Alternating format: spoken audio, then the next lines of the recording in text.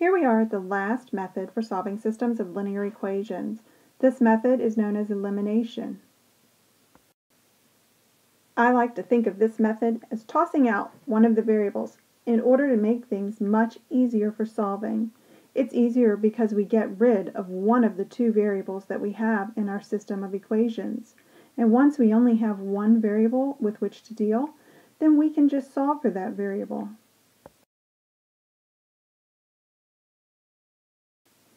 In order to toss out one of the variables, we need to be able to cancel them out, really, instead of just tossing them out. In order to make that happen, what we need are coefficients of that variable to be opposite of one another, just like these 4's are here. See how we have a positive 4 and a negative 4? Those two values cancel each other out and become 0. But I'm going to show you more about that later. But that's what we're looking for. We're looking for opposite pairs of values, and those will go away, and all we'll have left are x's. There's a series of steps that we need to follow in order to use the elimination process, and that's what I want to show you how to do. The steps to use the elimination process are this. Step 1. Put the equations in the same order. We call this standard form. I like to just call it alphabetical order. X plus y equals c. Ax plus by equals c. The a is the coefficient of your x term, the b is the coefficient of your y term, and the c is the term that doesn't have any variables at all. Then you want to determine which variable you're going to eliminate. Look for variables that have the same coefficient and opposite signs. You won't always have that, but that's what you want to look for. Then add or subtract the equations and solve for the variable. Then plug back in to find the other variable and substitute the value of the variable into the equation. Finally, check your solution. Substitute your ordered pair into both equations to make sure you solved correctly. You don't want to do all that work only to find out later that you didn't do something correct. It only takes a moment to check your solution. So let's give one a try. Taking a look at these two equations, it appears that the first one is already in order. My x term is first, my y term is next, and my term without any variables is last. But my second equation needs to be rearranged a bit. I just need to swap my x and y term so that they are in the correct order. No signs need to be changed because nothing needs to move to the other side of the equal sign. I just need to rewrite them. So really I should have 3x minus y equals 3.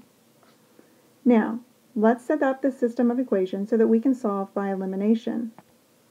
I want to stack my equations so that I can solve them like an addition problem. So that is how we set up for elimination. Take your equations and stack them, lining up the like terms. In other words, the terms with the same variables. So our first equation is going to go on top, 4x plus y equals 4. Now underneath, write your second equation, 3x minus y equals 3. We're going to look for the terms that have opposite signs and the same coefficient. Notice that your y has the same coefficient of 1 with opposite signs. That means if I add straight down, that term is going to cancel out. So let's do that. Adding straight down, I'm going to get a 0 right here. And the only thing left is going to be an x term. So 4 plus 3 gives me a 7x. And 4 plus 3 here gives me 7. So I just have a linear equation with only an x.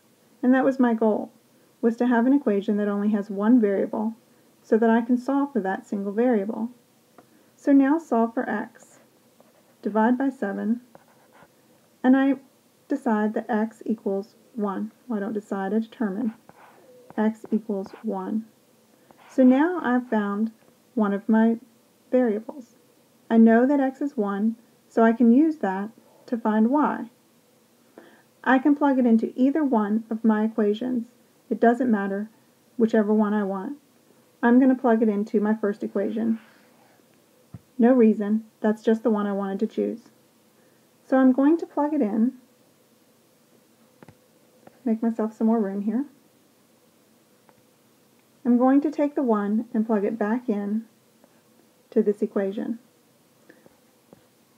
4 times 1 plus y equals 4. 4 plus y equals 4. Subtract 4 from both sides, and I get y equal to 0.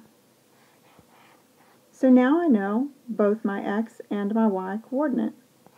So the solution here is 1, 0. Let's take a look at this equation in another form for just a moment. We've got this system, and we can also solve it by graphing. I want to just do that for just a minute.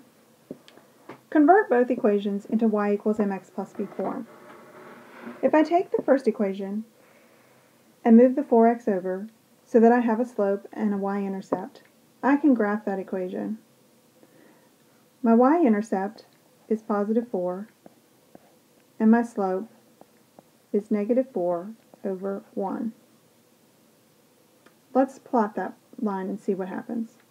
I'm going to start at 4, and I'm going to come down 4 and over 1. And down 4 over 1 again. And then I need to draw my line. I know, it's not very straight, and you know how that upsets me. So then let's do the other one. Let's convert it to y equals mx plus b form. I need to subtract the 3x from both sides, and then divide by negative 1. And let's plot that line. Let's start at negative 3, and let's go up 3 over 1. Up 3 over 1.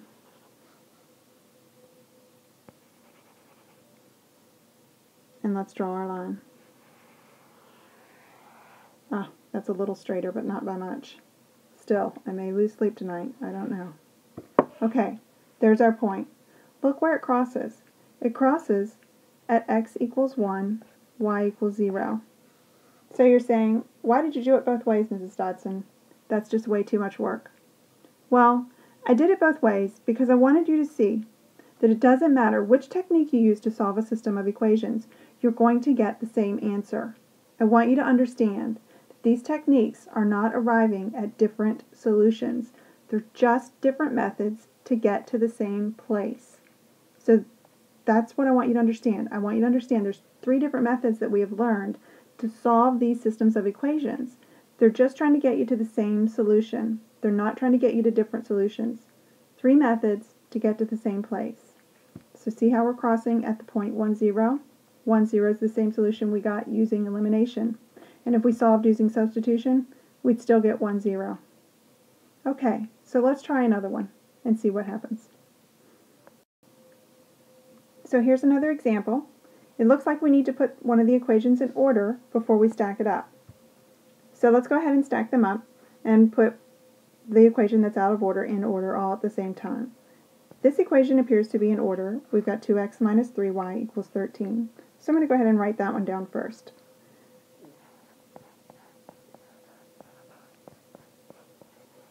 The other equation is not in order. I'm going to line it up as I put it down.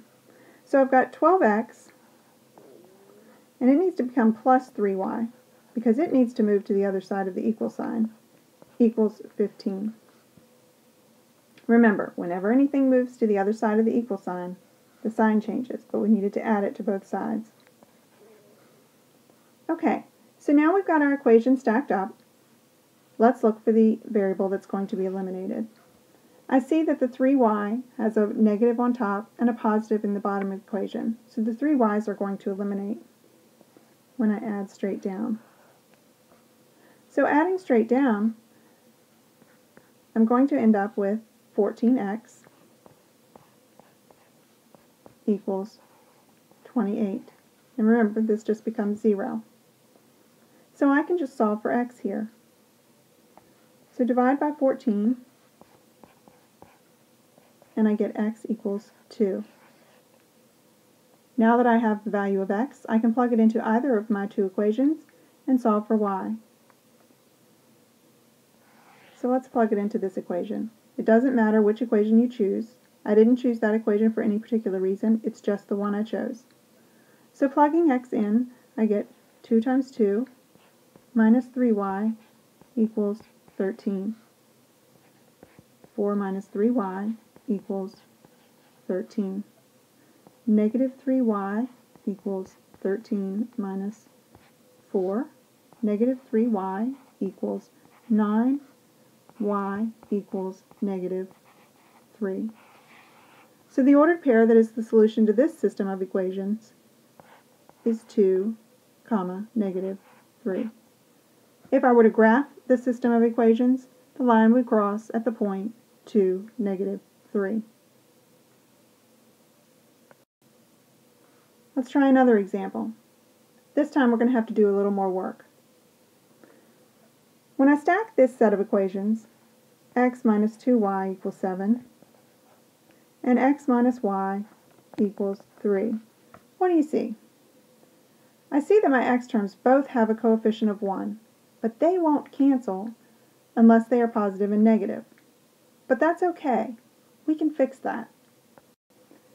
Now I know all along we've been eliminating the y's, and I could have eliminated the y's in this set of equations as well, but I noticed that my x's already have the same coefficient, so I went with my x's this time. There's no rule that says I have to eliminate y's, and there's no rule that says I have to eliminate x's. I just like to choose the one that seems like it's going to be the easiest, and in this case I think it's the x's because they both have the same coefficient. It's not that the y's would have been really that much harder. I just chose the x's. There's no right or wrong way to go here. Either one would have worked. I just chose the x's. So, here's what we need to do. In order to make the x's eliminate, I need to make one of them be a negative 1. So all I have to do is perform a little math magic here and multiply one of the equations by a negative 1, and that will make one of my x's be the opposite sign. So I wrap one of the equations with a parenthesis, and I put a negative 1 out front and say, I'm going to multiply this whole equation by a negative 1 and create a negative imitation of that equation. Therefore, I'll have a negative coefficient of x. So let's do that. Let's multiply that equation by negative 1 and see what we have. So I'm just going to write a new version of that equation. So what I'm going to have is a negative x plus 2y equals negative 7. Now let me caution you right here. Lots and lots and lots and lots of students always forget this little guy out here when they do their multiplication. They just forget him because he's on the other side of the equal sign, I suppose. Don't forget that one out there. He gets multiplied as well. Now we're not doing anything to the bottom equation. It's just going to stay the same. So we're just going to drop it down and rewrite it. So now we've got a new set. And we can go ahead and get back to work. Our x's are now ready to cancel because they have opposites. And they're going to go away because when we add that straight down, we've got a negative 1 and a positive 1. It just becomes a 0, which is what we wanted. Voila. We have a positive 2 and a negative 1y. So a positive 2 and a negative 1y just becomes 1y, which I know I don't need to write that 1, but I am, just to show you that that's what's there. Negative 7 and positive 3 gives me a negative 4. So y equals negative 4. So now I know what y is. I can solve for x. So if I solve for x, I just pick one of the original equations, or one of my new equations, it doesn't matter, and solve for x. Plugging y in, let's see what we get. I'm going to pick this top equation right here. So I'm going to plug it in. I'm going to have x minus 2 times negative 4 equals 7. X plus 8 equals 7. X equals 7 minus 8 x equals negative 1. So the ordered pair that is the solution to that set of equations is negative 1, negative 4. Okay, what do you say we do one more? I know you can do just one more. This is going to be one that has just a little bit more work to it, but this is just about as hard as it gets. So I know you can do it. Alright, here's your example. 3x plus 5y equals 12, and 4x minus 3y equals negative 13. What are we going to do here? I actually have two choices. I can either get rid of the y's or the x's. It doesn't matter. But I'm going to choose the y's because they already have opposite signs. As I said before, you always have the choice to eliminate either the y's or the x's. It doesn't really matter in any of these problems. But we always want to look for whatever's going to cause the least amount of work for you as possible. So when I look at this problem, I just examine it for a moment before I just jump in and start doing things. And I see that here I already have a situation where I have opposite signs. So that means I don't have to do any multiplication and changing of signs with my multiplication. So I use that to my advantage. Now in this problem, I'm going to have to multiply both equations because I don't have any coefficients that are the same. So I'm going to have to take both equations and multiply in order to create numbers that are the same, that are going to cancel each other out. So you have to think to yourself, what do you need to do to create the same coefficient on both y's, so it has to be a number that both the 3 and the 5 will go into? So the first number that I think of is 15. So how can I create a 15 on both the y's using the 5 and the 3? Well, if I multiply the top equation by a 3 and the bottom equation by a 5, then I'll create a 15 right there in the middle. So if I do that, then that'll make happen what I need to have happen. So look what happens when I do that multiplication. I essentially create new versions of those two equations, and they've both just been upped by a multiple of 3. That's all I've done. Notice every term inside of that parenthesis has been multiplied by 3 on the top equation, and each one on the bottom equation has been multiplied by 5. I've distributed the 3 here, and I've distributed the 5 here. And I've written two new equations. The whole time, the goal was to create these two numbers, positive 15 and negative 15, just so I could throw them away.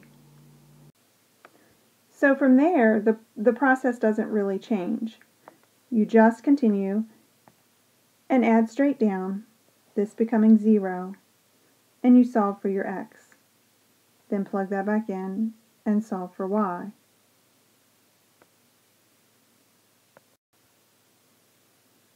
So when selecting the multiplier you will use to fix your equations, take two things into consideration.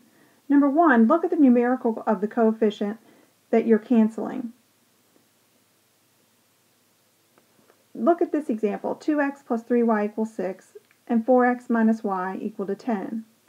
Only the second equation needs to be multiplied by a 3, because you already have a positive and a negative. So in this case, you would only need to use that 3 to change the second equation. You're good to go then. And in this set of equations, you're going to need to change a sign and a coefficient. If you pick x, you could multiply the top equation by negative 2. Your alternative choice would have been to make both y's a 6 and make one of them positive by multiplying the top equation by negative 2 and the bottom equation by 3. So if you look at the sign of the coefficient being canceled, you may need to multiply by both a different sign and a multiple. So you've got a lot of things to look at here, but you have a lot of power when you're doing these canceling by elimination. You can change signs, you can change coefficients, so really look at what needs to be done in order to cancel out one of your terms. Alright. So look at the numerical value of the coefficient you are canceling. I want you to try these. How would you get rid of the x's in this system of equations? 7x plus 2y equals 22, and negative x minus 3y equals 36. And in the second set, how would you get rid of the y's? 4x plus 2y equals 8, and 12x plus 5y equals 4. Pause the video and take a look at them and see what you would get. And then turn it back on and see if you have the same thing I do. Okay, well, let's see how you did. In the first set, in order to get rid of the x's, you would have multiplied the bottom equation by 7. Doing so would have given you a coefficient of negative 7 on your bottom x, and that would have allowed you to cancel the x's. In order to get rid of the y's in your bottom set of equations, you could have either multiplied the top equation by negative 5 and the bottom equation by 2, or you could have multiplied the top equation by 5 and the bottom equation by negative 2. Either one would have worked, and you could have gotten rid of them that way. I'm sure there's some other combination of numbers you could have used. As long as you used opposite coefficients with opposite signs, then you could have eliminated the y's. For those of you that are in my class, I have an investigation problem for you. Actually, I have two. Investigation problem number 1. When solving linear systems of equations by elimination or substitution, what is the meaning in regards to the solution when all variables cancel and you end up with a solution similar to this one? In other words, when your variables cancel out and the only thing you're left with are two numbers that are not equal to each other. So let's say your system looks like this. X minus 3y equals negative 6, 3x minus 9y equals 9. And you go to solve it, and the x's and the y's cancel out. And you just have numbers left that aren't equal to each other. What does that mean? What type of solution is that? No solution? Infinite solutions? I don't know. One solution? I don't know. What is it? I want you to try to figure it out. I'll give you a hint though. You may be able to determine the solution by graphing it. So if you're in my class, you need to figure out the answer to that question. Here's your investigation problem number 2. If the same thing happens, all your variables cancel out, and you end up with just numbers that are equal to each other, what's that mean? That means something different than the other one. Again, you may be able to determine the answer by graphing the system. If you're not in my class, it would be good for you to try to figure this out as well.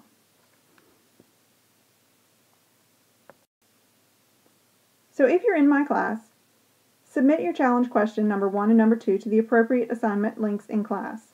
Include a graph of each example system to support your assertion regarding the solution described in each situation.